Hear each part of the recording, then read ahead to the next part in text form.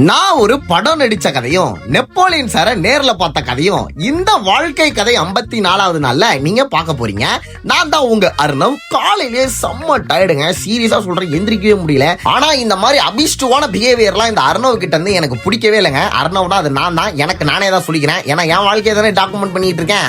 அதனால அப்புறமா நட்ஸ் எல்லாம் ஊற வச்சேன், நைட்டு ஜூஸ் குடிச்சிடலாம் அப்படின்னு சொல்லிட்டு. ஏன்னா கொஞ்சம் ஃபுட் ரொட்டீன்லாம் கூட பேடா போயிட்டு இருக்குங்க, அதெல்லாம் கொஞ்சம் செட் பண்ணலாம்னு பார்த்தேன். சரி, அப்புறம் வீட்டு வேலைங்கள்லாம் இருந்தது, அதையும் முடிச்சுட்டு நேத்து டிமார்ட்ல இருந்து வரும்போது இந்த வாசனை திரவியத்தை வாங்கிட்டு வந்தேன். இது ஒன்றும் கிடையாது, இதை பாத்ரூம்ல ஒட்ட வச்சா வாசனை சும்மா தூக்கும் நானுங்க. அதை ஒட்ட வச்சா அடுத்த செகண்டே அந்த பாக்ஸ் கீழே வந்துச்சு. அதுவும் இல்லாம அதுல அவ்வளோலாம் ஸ்மெல் வரல. அதனால வாங்கி எவ்வளோ காசை வேஸ்ட் பண்ணாதீங்க. மாடியில துணி எடுக்கலாம்னு வந்தா ஓடி வந்தோம்னு கேர் ஆயிடுச்சு.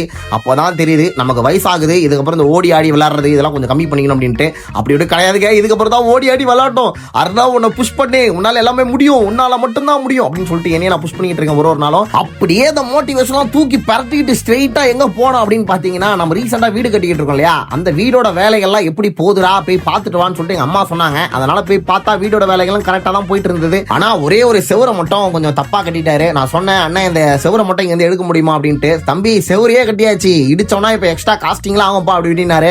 அதுக்கப்புறம் ஃபோன் பண்ணி எங்க அம்மா கிட்ட சொன்னேன், சரி இடிச்சிடலாண்டா உருவா பாத்துக்கலாம் அப்படி இப்படின்ட்டாங்க.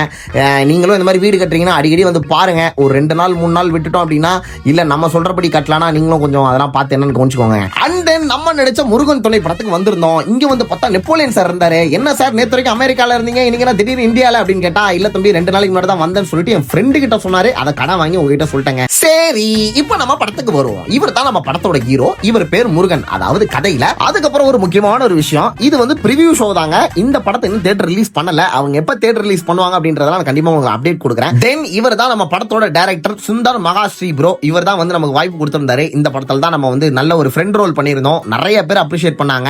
தப்பா எடுத்துக்காதீங்க. சப்போஸ் உங்களுக்கு இப்படி தோணுச்சுன்னா அதுக்கான ஒரு பதில் சொல்றேன். என்ன இது சின்ன படமா தானே இருக்கு, இதெல்லாம் வந்து தியேட்டர் ரிலீஸ் பண்ணாலும் பெருசா ஓடாது அப்படின்ற மாதிரி தோணும். பட் அப்படி கிடையாதுங்க. இங்க சின்ன படம் பெரிய படம் அப்படின்னு ஒண்ணு கிடையவே கிடையாது. எல்லார் படைப்பும் ஒரு படைப்பு தான். ஒருத்தவங்களோட இன்ட்ரெஸ்டும் ஒருத்தவங்களோட பேஷனும் வந்து டிஃபரெண்டா வந்து போர்ட்ரே பண்ணுவாங்க. ஒரு சிலர்கிட்ட பட்ஜெட் இருந்ததுன்னா அவங்க பெரிய படமா கொடுப்பாங்க, ஒரு சிலர்கிட்ட பட்ஜெட் இல்லைன்னா கம்மி படமா கொடுப்பாங்க. ஆனா ஒரு கலைஞன், அதாவது நீங்க வந்து ஒரு ஆக்டிங் ட்ரை பண்றீங்க, ஏதாவது சினிமால வந்து ஜெயிக்கணும்னு நினைக்கிறீங்கன்னா இந்த சின்ன படம் பெரிய படம் எதையுமே பார்க்காம நீங்க உழைச்சுக்கிட்டே இருந்தீங்கன்னா உங்களுக்குன்னு இருக்கிற சிம்மாசனம் கண்டிப்பா உங்களை தேடி வரும். நீங்க ஆர்வமா இருக்கிற ஃபீல்ட்ல கண்டிப்பா உழைச்சுக்கிட்டே இருங்க. உழைப்பு மட்டும் தான் இங்க நிரந்தரம்.